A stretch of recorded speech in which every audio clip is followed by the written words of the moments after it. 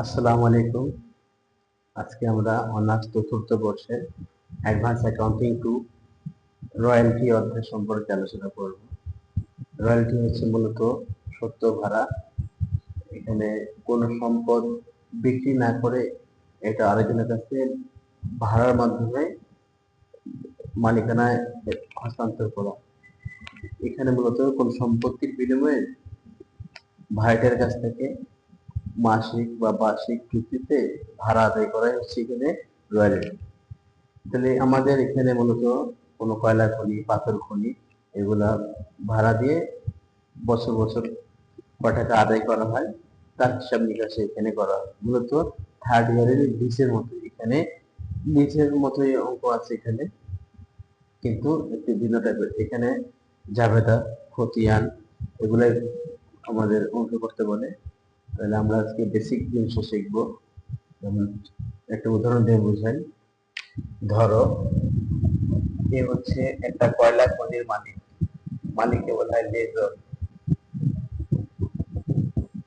A company B কোম্পানিকে এই কয়লা খনিটা ভাড়া দিয়ে, বি কোম্পানিকে বলা হয় ডিসি, ভাড়াটিয়া। তাহলে এখন বি কোম্পানির কয়লা খনি নিয়ে তো এমনি থাকবে না।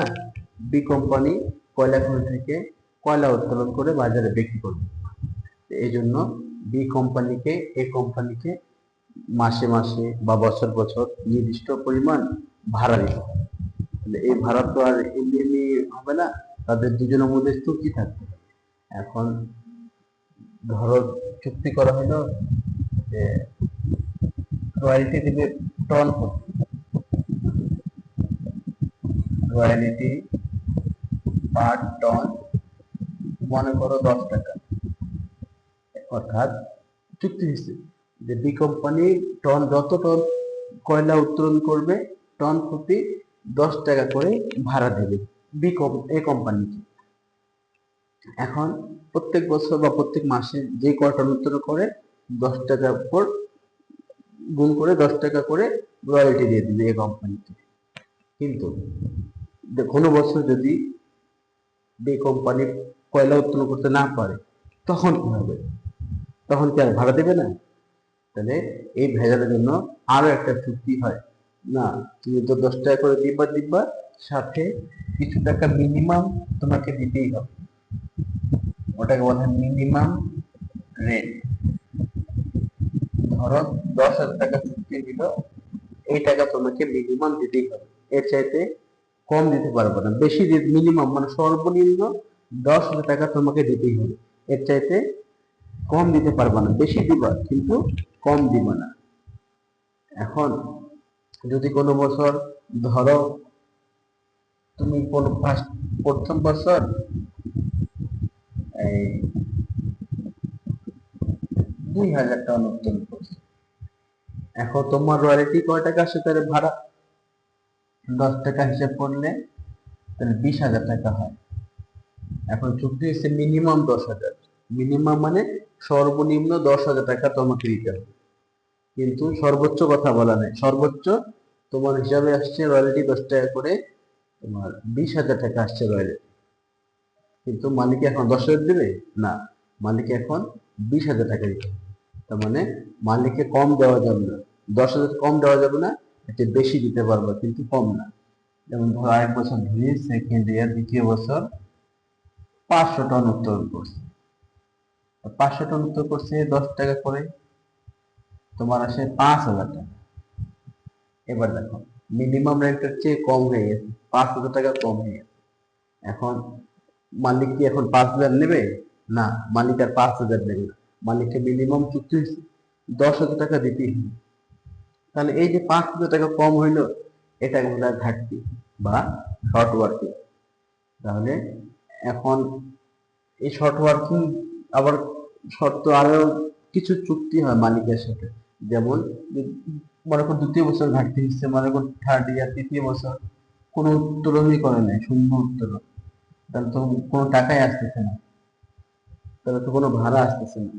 এভাবে অনেক ঘাটতি দেখা দেয়। তো মালিক আবার একটা শর্ত দিয়ে দেয়, যদি তুমি কোনো বছর যদি এই মিনিমাম থেকে যদি বেশি কাজ হয়, অর্থাৎ তুমি যে প্রথম বছর যেমন 20,000 হয়েছিল, 10,000 বেশি তোমার রয়্যালটি হয়েছিল, তখন তুমি এই যে ঘাটতি যে হচ্ছে কম টাকা, ওই যে 5,000 হচ্ছে কিন্তু মালিককে তো দিতে হবে 10,000 টাকা, তো তুমি আবার নিজের পকেট থেকে 5,000 মিলে মালিককে 10,000 দিচ্ছ। এই যে থার্ড ইয়ার, তৃতীয় বছর 1 টাকাও হয় নাই, কিন্তু মালিককে তো 10,000 টাকা দিতেই হবে। এই যে পরে 10,000 টাকা তুমি পকেট থেকে মেরে মালিককে দিয়ে দিচ্ছ। এই যে ঘাটতি হচ্ছে, তখন আরেকটা শর্ত থাকে, এটা হচ্ছে আমাদের গুরুত্বপূর্ণ শর্ত। এখানে বলা থাকে যে যদি তুমি কোনো বছর ঘাটতি হয়, তাহলে এই টাকা তুমি উদ্ধার করতে পারো। ওই উদ্ধারকে বলা হয় রিকুপ। যেমন এই যে রিকুপ কখন করা যাবে, যখন এই যে মিনিমাম রেন্ট থেকে এই যে রয়্যালিটি বেশি হবে, এই যে মিনিমাম 10 ছিল, এখানে 20,000 টাকা হয়ে গেছে, এই যে তখন তুমি এই ঘাটতির টাকাগুলো আবার কেটে নিতে পারো, মালিক থেকে আবার কেটে নিতে পারো। কিন্তু এগুলোর জন্য চুক্তি থাকতে হবে, চুক্তি বা শর্ততে যেভাবে থাকবে ওই নিয়মেই করতে হবে। তাহলে আমি একটা উদাহরণ দিয়ে ক্লিয়ার করি যেভাবে অঙ্ক আমাদের থাকে।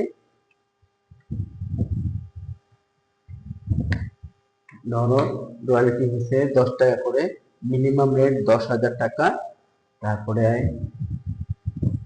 Short working recoup, short working হচ্ছে ঘাটতি, short working recoup during first 3 years of lease।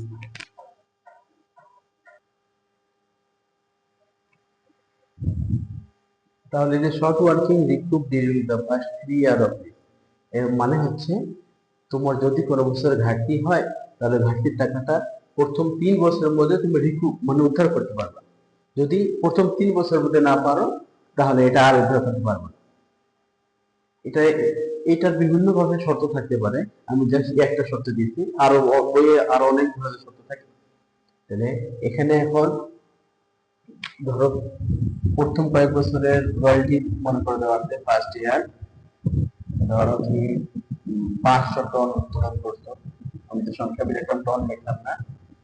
Second year তুমি এই 1,000 টন উত্তোলন করছো।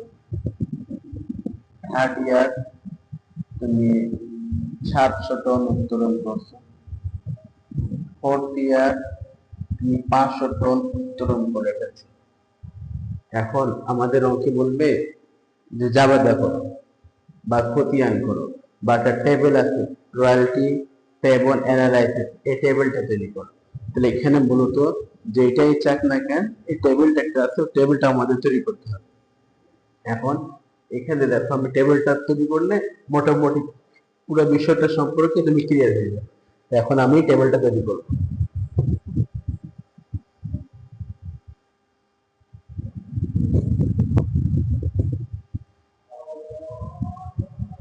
ফার্স্ট এখানে তোমার ইয়ার আউটপুট রয়্যালিটি মিনিমাম রেন্ট, তারপরে শর্ট ওয়ার্কিং চারটা ঘর হবে, এখানে হবে অ্যামাউন্ট পেয়েবল, শর্ট ওয়ার্কিং চারটা ঘর হবে। প্রথমে দিয়ে দিব ইয়ার, তারপর দিয়ে দেবো আউটপুট, আউটপুট যেহেতু টনে বলছিলাম ওদেরকে দিয়ে দিলাম ton, actual royalty, actual royalty minimum rate,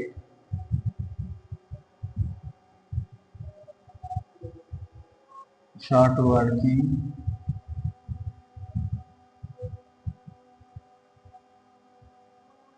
এই চারটাই কিন্তু শর্ট ওয়ার্কিং এর ঘর। ফার্স্টের নাম হচ্ছে সাব ঘাট, এটা নাম দিব রিকুপ,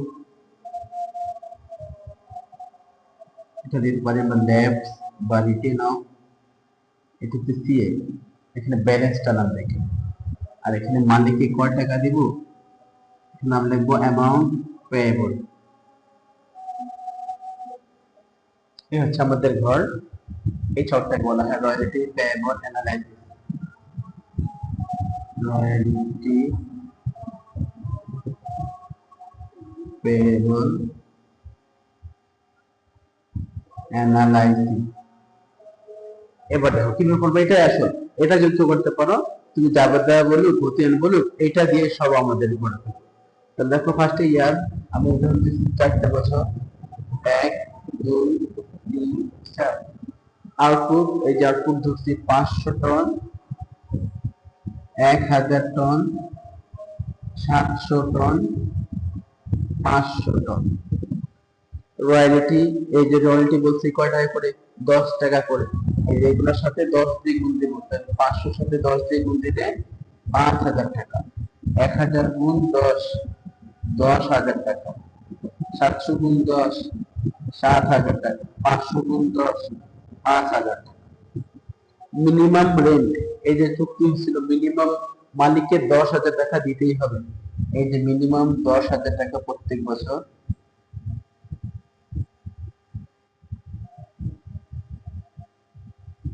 এইবার আমাদের আসল কাজ, এই যে শর্ট ওয়ার্কিং।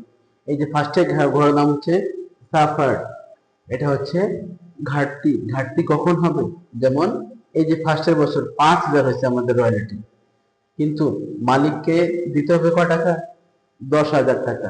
তাহলে আমার পকেট থেকে মিলাই কয় টাকা দিব, বা এই যে 500 টাকা আমার ঘাটতি, পকেট থেকে মিলাই দিচ্ছি। তো এটা আমরা যে সাফারের গুণে বসে দিব 5,000 টাকা। দ্বিতীয় বছর কমও হয় নাই, বেশিও হয় নাই, তাহলে এখানে সাফার হয় নাই।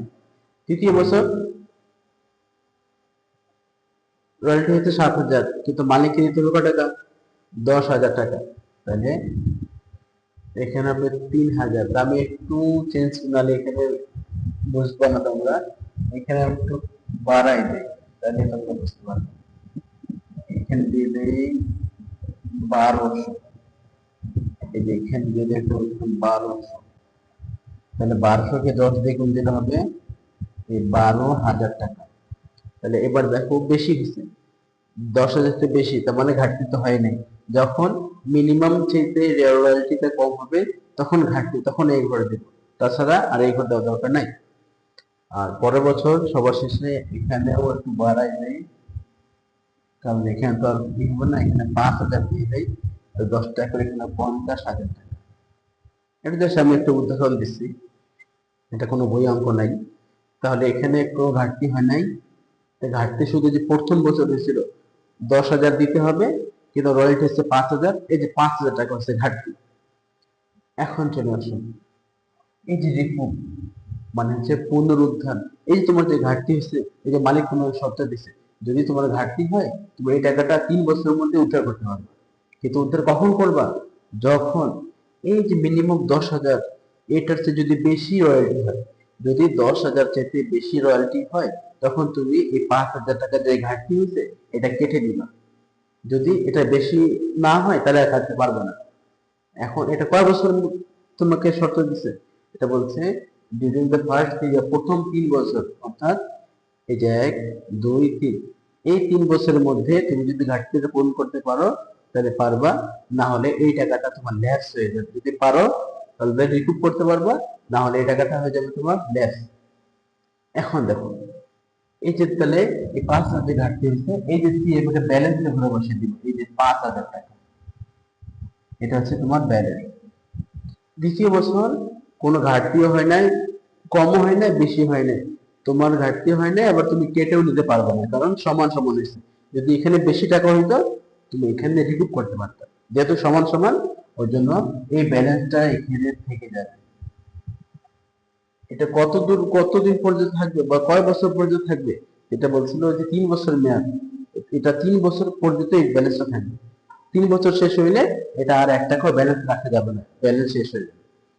এখন চলে আসো তৃতীয় বছর। তৃতীয় বছর দেখো আমার রয়্যালটি হচ্ছে 12,000 টাকা, কিন্তু মালিককে দিতে হবে কয় টাকা, 10,000 টাকা। এই যে তাহলে দেখো আমার 2,000 টাকা বেশি হয়েছে।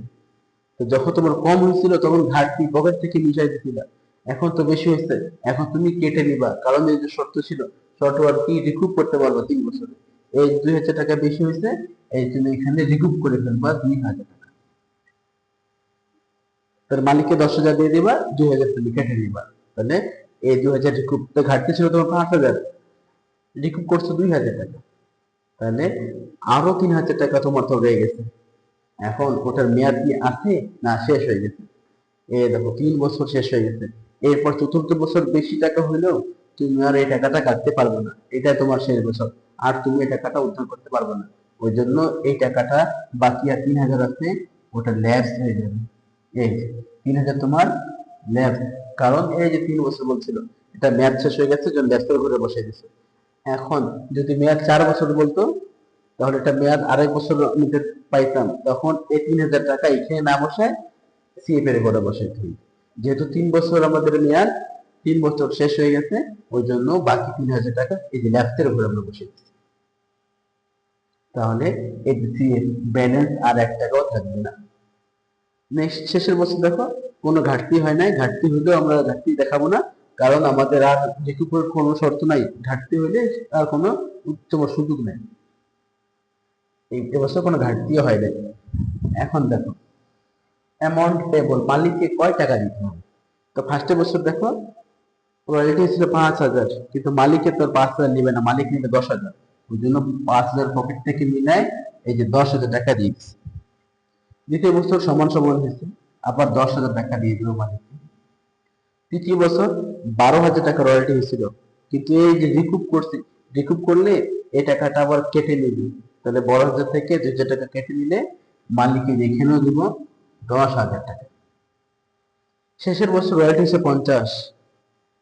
এখন এখানে 10,000 টাকা শর্ত থাকলেও মিনিমাম আর এখানে কোনো কাজ হবে না, কারণ 50 হয়েছে 50ই দিতে হবে, এখানে কোনো রিকুপের কোনো সুযোগ নেই। তাহলে এই 50,000 টাকা এই যে মালিককে দিয়ে দিব শেষের বছর। এই শেষ আমাদের টেবিলটা, এখানে আমাদের টেবিল শেষ। এটা হচ্ছে রয়্যালটি পেয়েবল অ্যানালাইসিস।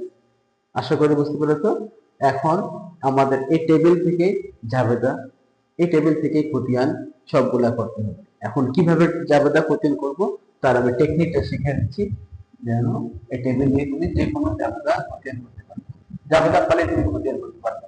এখন আমি এখান থেকে জাবেদা দেখো টেকনিক কিভাবে মনে রাখবা।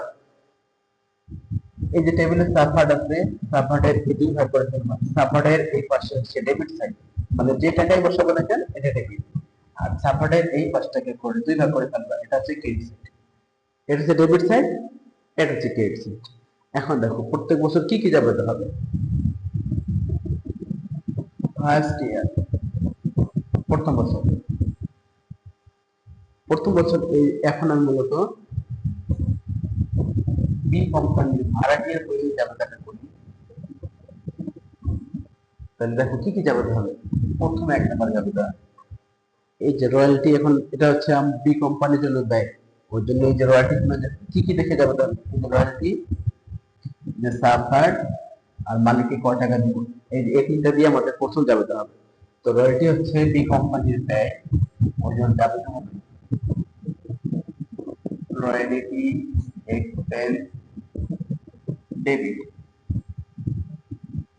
এই যে শর্ট ওয়ার্কিং, এই যে সাফার্ট আছে, কিন্তু সাফার্ট নাম লিখবো না আমরা, এই সবগুলোর নাম হচ্ছে শর্ট ওয়ার্কিং, যে টাকায় বসে না কেন এই নাম লিখতে হবে শর্ট ওয়ার্কিং। যে রয়্যালটি ডেবিট, এই যে শর্ট ওয়ার্কিং ডেবিট সাইডে কিন্তু আছে, তার জন্য শর্ট ওয়ার্কিং এটাকেও করে দেবো ডেবিট। মালিককে টাকা দেব, মালিককে কয় টাকা দেব, এই 10,000 টাকা। মালিকের নাম কি, মালিকের নাম ছিল এ, ওই জন্য লিখবো এ লিমিটেড। যদি মালিকের নাম না থাকে তাহলে এখানে ল্যান্ড লর্ড লিখতে হবে, মালিকের নাম না থাকলে এখানে লিখে ফেলবো ল্যান্ড লর্ড, ভূমির মালিককে কেট করে।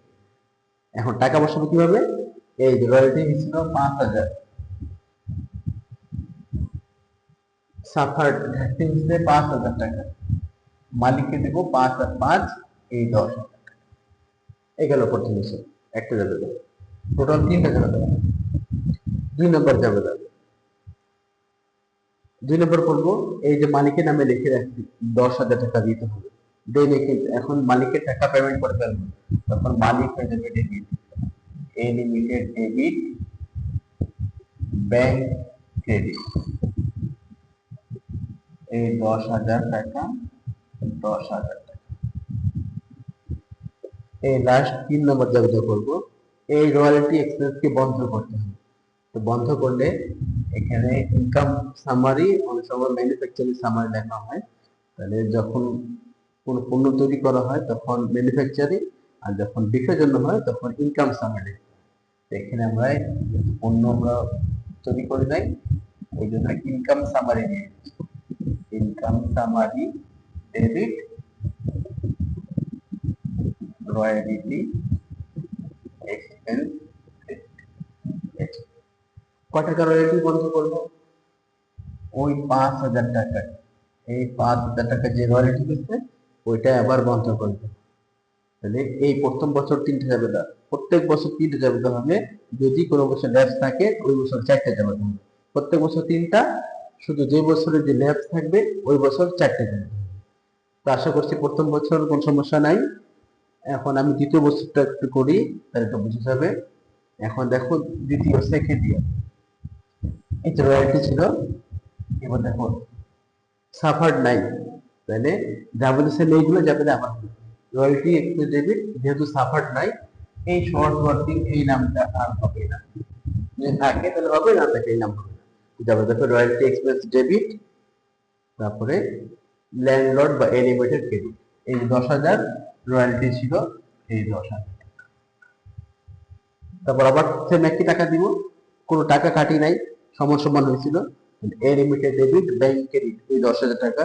তারপর আবার এটি বন্ধ করবো, income summary debit royalty credit. এবার রয়্যালটি হয়েছিল 10,000, এই 10,000 টাকা আমরা এখানে বন্ধ করব। শেষ। এরপর তৃতীয় বছরটা করি, এটা করলে মোটামুটি ক্লিয়ার হয়ে যাবে, আর কোনো ভেজাল থাকবে না। দেখো আচ্ছা, না বসে এখানে করে দিচ্ছি। ফার্স্টে দেখো রয়্যালটি কটা হয়েছে, 12,000 টাকা, কোনো সাফার নাই। এই যেহেতু দেখি আমাদের ফার্স্টে যাবে তার রয়্যালটি ডেবিট কয় টাকা আছে, রয়্যালটি 12,000 টাকা। এই যে রয়্যালটি ডেবিট 12,000, লিমিটেড ক্রেডিট 12,000 টাকা। এইবার আসো মালিককে টাকা দেব, মালিককে কয় টাকা দিয়েছি, মালিককে 12,000 এই 10,000 দিয়েছি, কয় টাকা কেটে নিয়েছি মালিক থেকে, যে দুই কেটে নিয়েছি 2,000 টাকা। ওই জন্য এখানে একটু যাবে না, যখন টাকা কেটে নিব তখন এখানে দেখো একটু চেঞ্জ হয়ে যাবে। লিমিটেড ডেবিট ব্যাংক ক্রেডিট, আর যখন টাকা কেটে নিচ্ছি দেখো তো এটা কোন পাশে আছে টাকাটা, এই যে 2,000 টাকা শর্ট ওয়ার্কিং কোন পাশে, ক্রেডিট পাশে। ওই জন্য শর্ট ওয়ার্কিং কি করে দিবা, ক্রেডিট শর্ট ওয়ার্কিং, এই যে ক্রেডিট। টাকা বসানো কি হবে, এই যে মালিকের নামে লিখে রাখছিলাম 12,000 টাকা দিতে হবে, কিন্তু দিবা তো 12,000 না, দিবা 10,000 টাকা। আর কেটে নিয়েছো এই 2,000 টাকা, নাম লিখে ফেললা শর্ট ওয়ার্কিং। এই যা আশা করে বুঝতে পারছো। এবার পর যাবো তাই কি, income summary debit royalty credit. Royalty কত টাকা ছিল, এই 12,000, 12,000। এই যে বুঝতে পারছো। এখন শুধু ভেজাল এই এক্সট্রা ল্যাস যেটা হয়েছে, যেটা আর তুমি উদ্ধার করতে পারবে না। এবার দেখো ল্যাস হইলে এক্সট্রা একটা যাবে দেওয়া, শুধু ল্যাস হইলে একটা যাবে দেওয়া, এটা ছিল থার্ড ইয়ার। এই যে 4 নাম্বার যাবে দেওয়া, এগুলো বসে দিলাম। তাহলে চতুর্থ যাবে হবে এই ল্যাপস হইলে, শর্ট ওয়ার্কিং কোন পাশে আছে, ক্রেডিট পাশে ছিল, যে শর্ট ওয়ার্কিং ক্রেডিট, এখানে শুধু নাম লিখবা income summary, income summary debit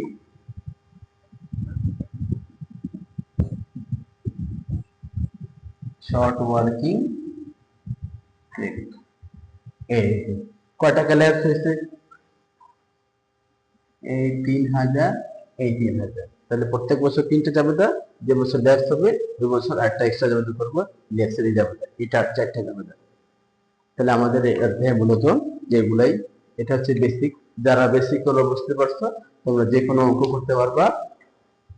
বই মনে করে বেসিক ফলে তুমি 3 ভাগ অঙ্কই করতে পারবা, শুধু 1 ভাগ বাকি থাকবে তোমার ট্যাক্স, যেগুলো অঙ্কের ভাষা বুঝতে হবে। ওই যে হিকুপের মেয়াদ যেগুলো বলছিলাম, ওখানে একটু প্যাচ লাগিয়ে দিবে, এগুলো যদি তোমরা বুঝতে পারো রয়্যালটি যে কোনো অঙ্কই তুমি করতে পারবে। তাহলে এখানে আমাদের মতো এই টেবিলটা চাই, জাবেদা খুব কম চাই, আমাদের মতো খতিয়ান চাই, প্রত্যেক বছর আমাদের খতিয়ান করতে বলবে। এখন বড় সব বলা থাকে নেসেসারি অ্যাকাউন্ট, অনেক সময় বলে দিবে রয়্যালটি এক্সপেন্স করো বা ল্যান্ড করো, শর্ট ওয়ার্কিং এগুলো করো। যদি নেসেসিটি বলে তবে 3টা অ্যাকাউন্ট তৈরি করতে হয়। এটা হচ্ছে রয়্যালটি অ্যাকাউন্ট করতে হবে, রয়্যালটি এক্সপেন্স অ্যাকাউন্ট, তারপরে শর্ট ওয়ার্কিং,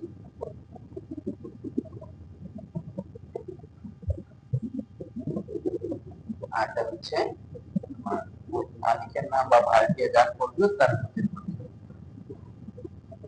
ল্যান্ডলর্ড অ্যাকাউন্ট। তাহলে জাবেদা করলে আমরা তো জানি জাবেদা করলে কোটিয়ান তো একবার সোজা জাবেদা ঠিক করতে পারো, কিন্তু ভেজাল হচ্ছে জাবেদা না চাইলে শুধু জাবেদা ছাড়া কোটিয়ান ঠিক করতে হয়, সেটা আমরা এই টেবিল দিয়ে আবার করতে পারি। তো যাদের জাবেদা ছাড়া এটা করতে পারবে না তারা একটু জানাইও, আমি তোমাদের জাবেদা ছাড়াই কোটিয়ানটা আবার শিখাই দিই। তাহলে আজকের মতো এখানেই, আল্লাহ হাফেজ।